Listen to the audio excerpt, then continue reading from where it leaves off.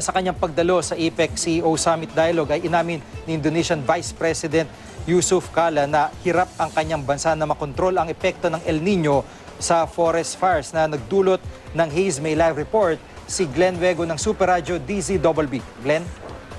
Gigi, humingi ng paumanhin ng Indonesia sa mga bansang naapektuhan ng haze dulot ng forest fires sa ating bansa.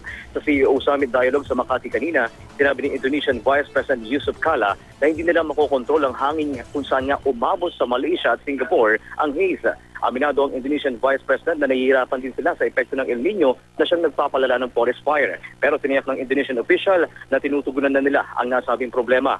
Umaasa naman si Kala na susuportahan sila ng iba pang bansa sa deforestation. Sa pinakahuling ulat ng Indonesian government, umabot sa halos 20 ang nasawi sa nasabing bansa dahil sa haze. Noong nakaraang buwan nga lamang, umabot din sa ilang bahagi ng Cebu ang haze at pinangambahang ding mahagip pa ang Metro Manila. Gigi? Maraming salamat, Glenn Wego ng Super Radio DZBB.